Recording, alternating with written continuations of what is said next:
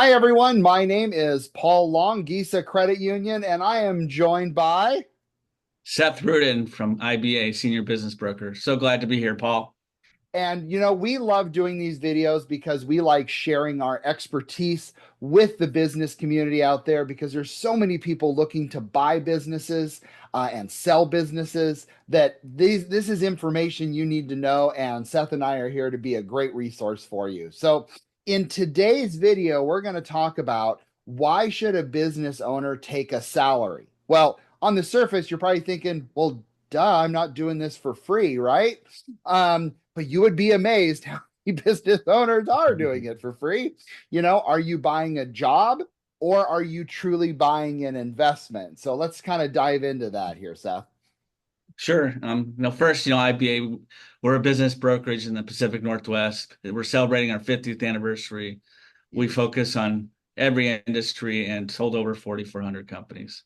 So it's important that if you're going to buy a business, that you're able to pay yourself. Otherwise, why wouldn't you just stay working for somebody else and let them take the risk of payroll and meeting your Absolutely. mortgage, right? Yeah. You got to pay Paul and his bank, right, to make sure you got I need my fund your interest. acquisition. Absolutely. Absolutely. So the first thing the owner has to look at when he's looking to buy a business is does the business have enough cash flow to support the operation and grow? And then how much cash flow is available? Yeah, Paul's going to talk about some of the reasons from a tax perspective, but from a business perspective, you got to judge how much you want to make sure it's worthwhile for you to garner and enjoy your job. If you're going to go to the company, you need to enjoy it. I can't sell to you in a year because you got frustrated. It's going to take 5 years to buy a business and then turn around and sell it in general. That's true. Obviously, you need to make sure your company is profitable and well positioned in the market and poised, for future growth. So reinvesting your capital. But if you read, I think it's Profit First, or I forget the name of the book. There's a really good book. It talks about paying yourself first and having Oh, five yeah. different bank Profit accounts. First by Mike Michalowicz. Yeah. So that's a great book, and I believe in those mantras for small business owners. Paul, I think you were going to touch on some of the more financial tax Well, implications. yeah, again, and guys, I'm not a tax advisor. I'm an SBA lender. But again, there are things that you need to look at, and of course, make sure you get with your CPA or tax advisor on this. But it's really important. You have W-2 as you can pay yourself through the business.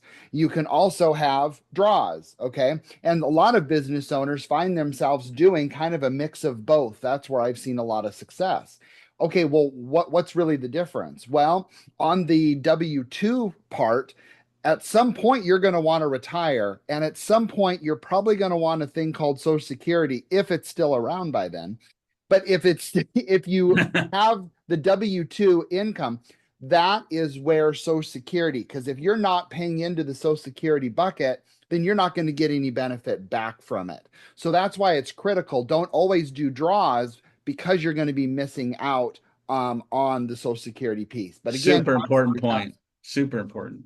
big time, and a lot of business owners forget that, and it's sad.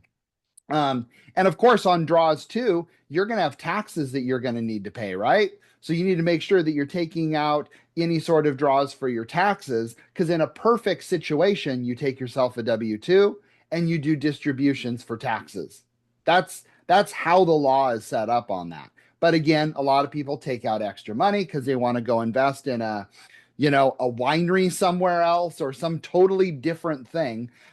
You can absolutely do that. So again, lenders want to make sure that you can afford your personal debt, at least at a 1-to-1, is what we call it. Whatever debts you have going out, when you have enough income to support the debts, the income that's coming in to support that. So again, make sure you get with your tax advisor on this because it can be really complicated. But don't forget this important step, and that is paying you because you're buying a business and you need to be paid for your hard work. That's a big deal. So, any final comments on that, Seth?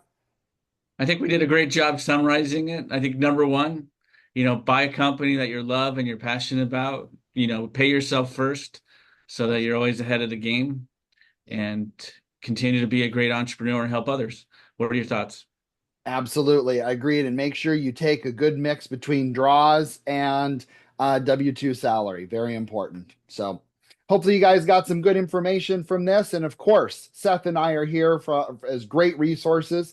If you need to sell your business, Seth is your guy. And if you need lending to buy a business, I'm your guy, Paul Long, SBA here at GESA Credit Union. Thanks so much, and we'll see you on the next video. Thank you.